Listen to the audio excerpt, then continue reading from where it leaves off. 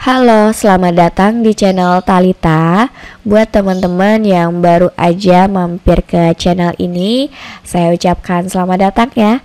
Di video kali ini kita mau bahas melanjutkan seri video dari channel ini, yaitu tentang belajar Excel dari nol. Nah, sekarang kita sudah sampai di episode keempat.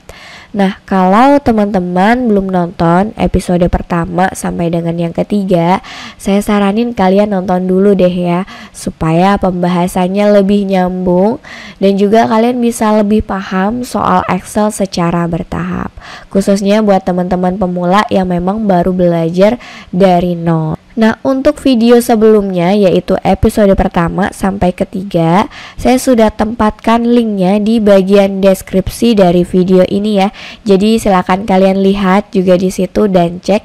Kalau kalian belum nonton bisa klik di situ. Oke, di episode keempat di sini saya mau bagikan beberapa fitur yang bisa kalian gunakan untuk mengelola data di Excel. Dan menurut saya fitur ini keren banget sih.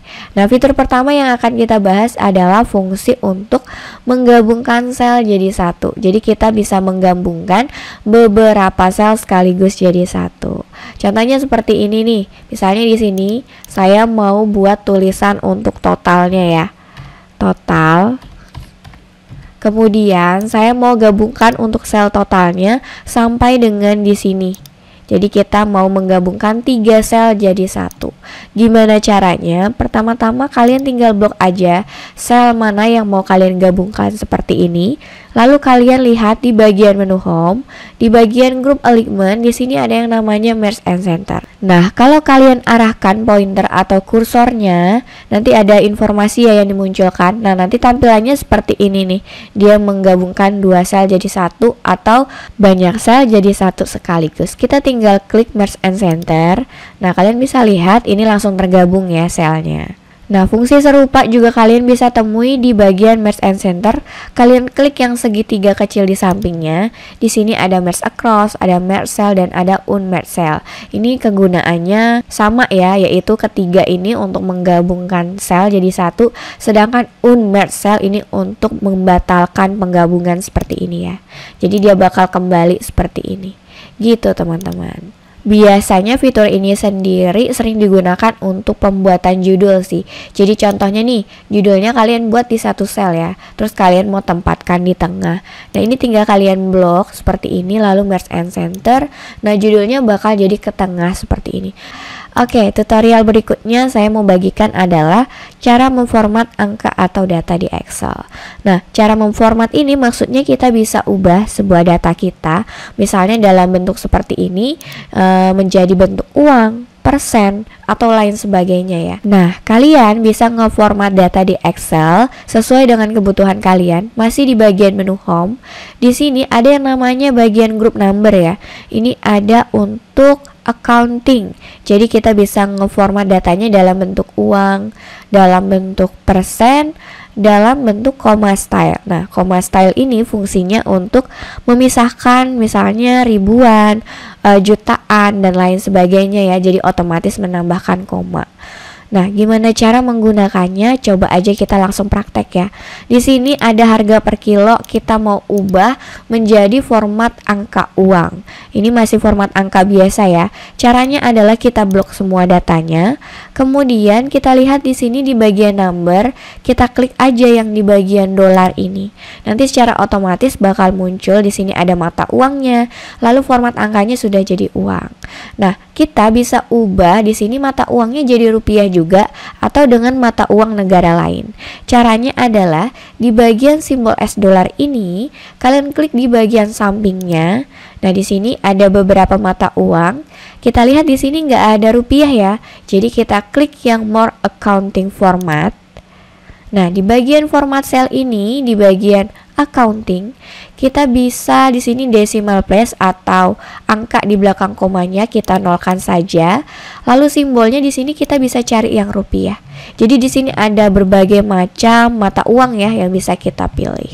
Kita khusus cari mata uang rupiah karena kita gunakan rupiah ya sebagai orang Indonesia. Tunggu sebentar, saya akan cari terlebih dahulu.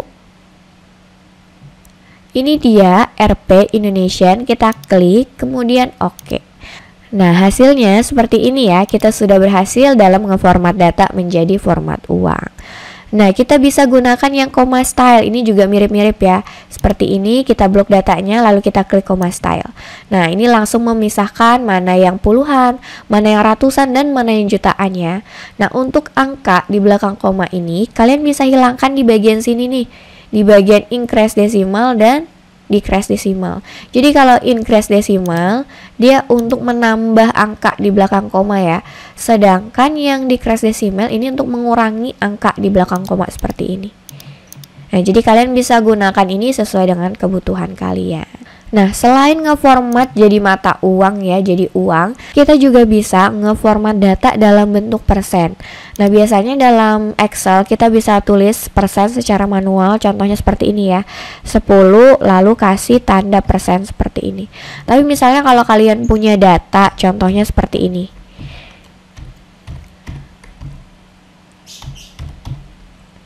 Nah, kalian punya data misalnya desimal seperti ini, terus kalian mau ubah dalam bentuk persen, kalian tinggal blok aja datanya, lalu kita klik yang simbol persen di sini. Nanti secara otomatis akan berubah jadi persen.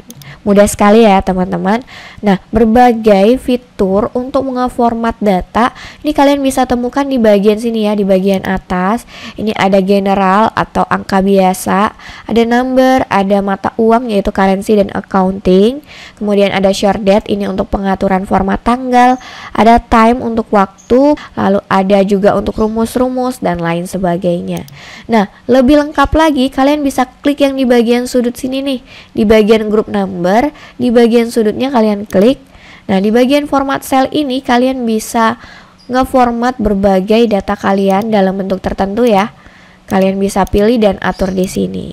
Nah, kita tadi sudah bahas dua fitur ya, yaitu cara merubah menjadi mata uang dan persen. Selanjutnya, saya mau bagikan lagi kepada teman-teman bagaimana caranya supaya teks dalam sebuah sel bisa menyesuaikan ukuran kolom. Jadi contohnya seperti ini nih. Kita punya kolom yang kecil seperti ini. Nah, secara otomatis ya, ini teksnya bakal terpotong begini karena nggak sesuai dengan ukuran kolomnya. Sebenarnya kalian bisa atur nih supaya nanti teksnya langsung menyesuaikan dengan ukuran kolomnya tanpa perlu kalian perlebar kolomnya. Gimana itu? Ini kalian tinggal blok aja kolomnya seperti ini atau selnya. Lalu di bagian menu home, kalian bisa gunakan yang namanya wrap text. Nah, setelah kalian arahkan kursornya, nanti tampilannya seperti yang kalian lihat di informasi di bagian bawah yang dimunculkan itu ya. Jadi tampilannya seperti itu. Coba kita klik. Nah, ini tinggal kita perlebar barisnya seperti ini. Oke, mudah sekali ya teman-teman. Nah, berikutnya saya mau bagikan lagi kepada teman-teman bagaimana cara untuk menambah baris dan kolom baru. Nah, ini mudah banget sih. Misalnya nih, kalian mau tambah di sini baris baru. Kalian tinggal sorot aja barisnya, lalu klik kanan di mouse, pilih yang insert. Jadi secara otomatis dia akan menambahkan baris baru ya. Kalau kalian mau tambah sekaligus, misalnya jadi 2 baris sekaligus, kalian tinggal blok 2 baris, klik kanan lalu pilih insert. Maka secara otomatis akan menambahkan 2 baris baru sekaligus ya. Untuk hapus, kalian tinggal blok semua barisnya, klik kanan dan delete. Mudah banget ya. Sedangkan untuk menambahkan kolom baru, kalian bisa sorot di bagian kolom yang mau kalian tambahkan ya.